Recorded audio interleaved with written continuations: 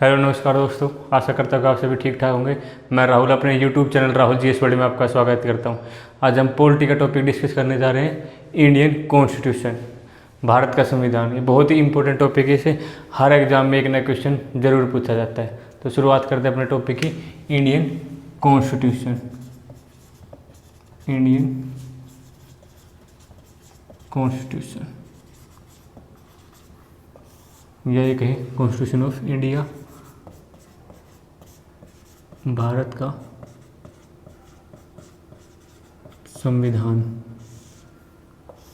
तो दोस्तों यहाँ पे हम सीखेंगे basic structure of Indian constitution को पढ़ेंगे, मेकिंग ऑफ इंडियन कॉन्स्टिट्यूशन और व्हाट इज कॉन्स्टिट्यूशन। सबसे पहले हम यही बात करते कि संविधान होता क्या, कॉन्स्टिट्यूशन होता क्या है। तो इसको डिस्कस करते हैं। ये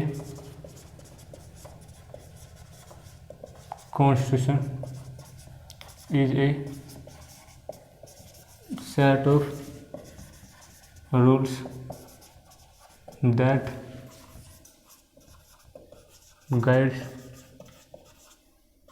how a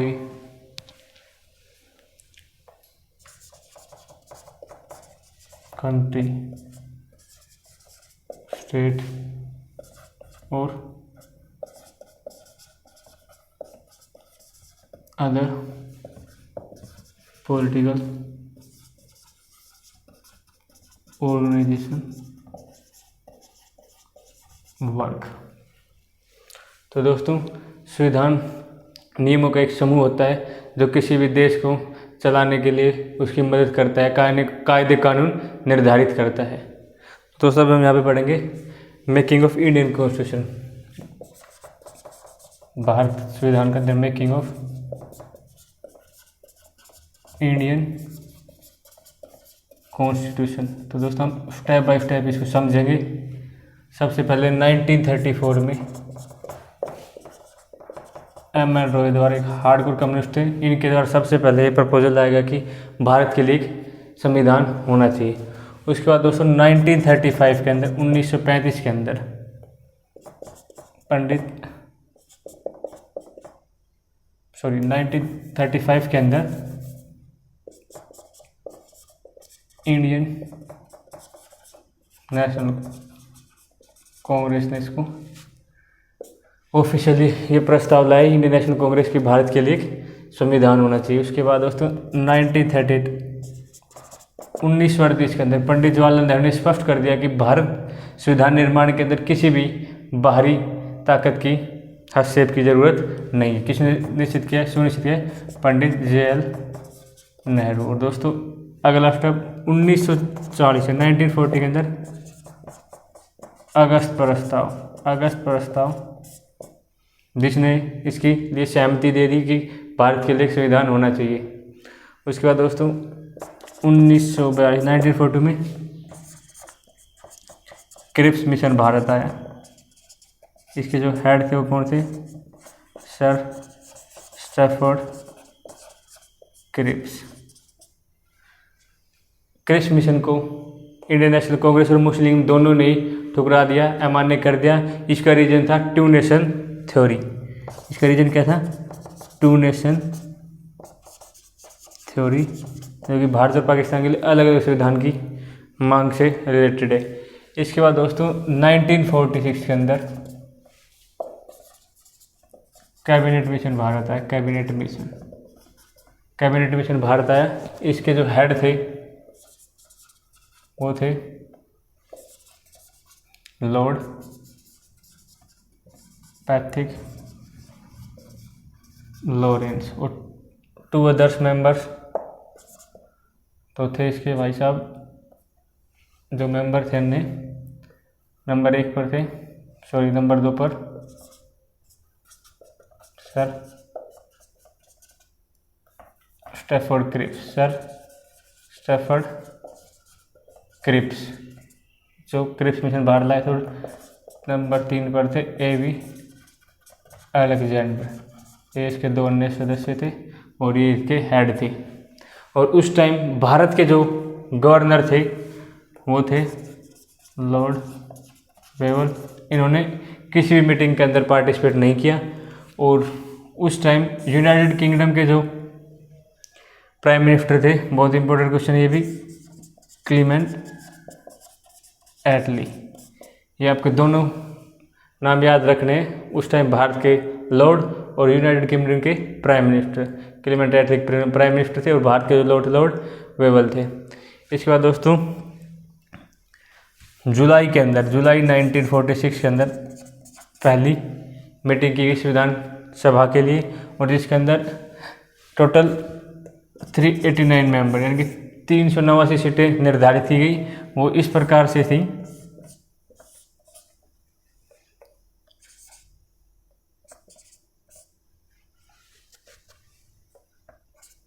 दो सौ जो 92 सीटें थी वो थे प्रोविंसेस यानी कि ब्रिटिश शासी प्रांत, और जो 93 सीटें थी वो थी प्रिंसली स्टेट यानी कि देशी रियासतें, और दोस्तों 4 थी इसके अंदर हाई कमिश्नरी। तो दोस्तों मैं आपको 4 हाई कमिश्नरी यहाँ बता देता हूँ। ऊपर एक थी आपकी दिल्ली, 2 पर थी आपकी अजमेर मेवाड़, नंबर 3 पर थी आपकी कुर्ग, और नंबर 4 पर थी आपका ब्रिटिश बलूचिस्तान। तो दोस्तों ये 4 हाई कमिश्नरी थी, दिल्ली, अजमेर, कुर्ग और ब्रिटिश बलूचिस्तान। इसके बाद दोस्तों जो ये 292 4 सीटें, तो टोटल 296 सीटें थी, इन पर इलेक्शन कराया गया, और 93 सीटें को नॉमिनेशन के लिए रख दिया गया, जिनको डायरेक्टली सभा के अंदर बुलाया गया देशी रियासतों के जो मेंबर थे, और इन 296 सीटों पर इलेक्शन कराया गया। इनको कैसे डिवाइड किया गया ये मैं आपको बताता हूँ। थी उनका डिवाइड कैसे किया गया, तो उनको डिवाइड किया गया सांप्रदायिक आधार पर। इसके अंदर जो 213 जो सीटें थी वो जनरल के लिए रखी गई, 79 फॉर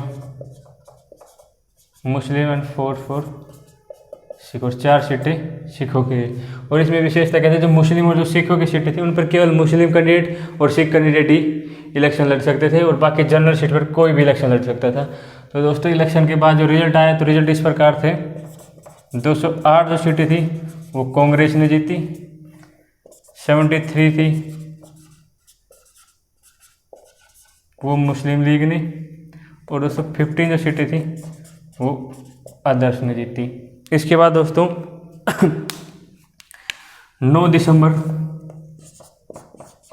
1940 को संविधान सभा की पहली बैठक के पहली मीटिंग की गई दिल्ली के अंदर। उस मीटिंग के अंदर सबसे उम्रदराज, सबसे ज़्यादा उम्र के सदस्य थे डॉक्टर सच्चिदानंद सिन्हा, जिन्हें सभा का अस्थायी अध्यक्ष नियुक्त किया गया। क्या किया गया? अस्थायी अध्यक्ष doctor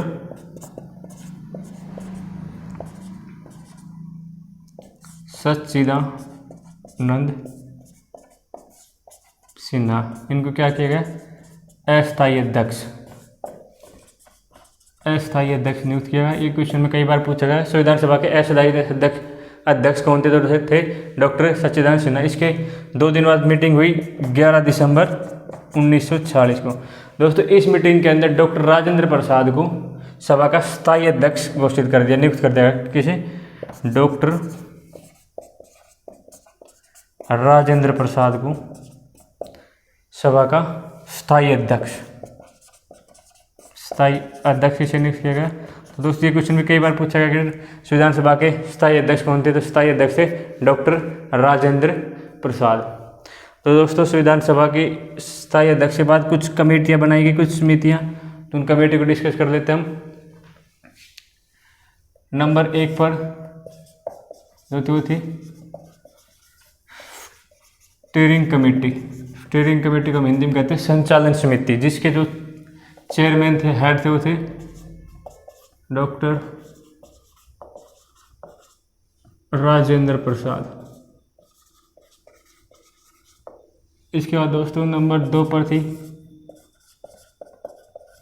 union power committee.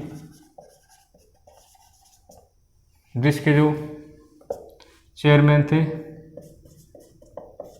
Pandit Jawaharlal Nehru. Number 3 पर थी दोस्तों union constitution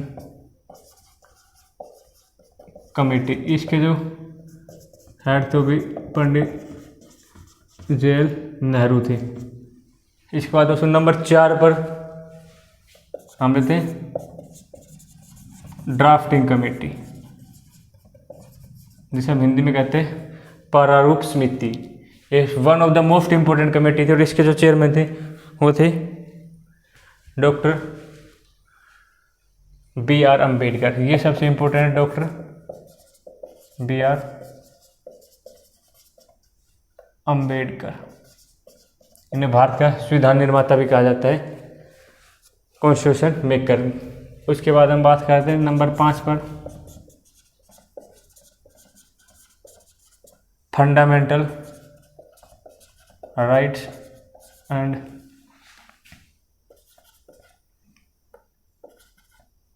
minorities and eastern areas. तो इसके जो चेयरमैन थे वो थे सरदार वल्लभ भाई पटेल। सरदार वल्लभ भाई पटेल या सरदार पटेल। तो दोस्तों इसके बाद बात करते हैं हम नंबर 6 पर प्रांतीय या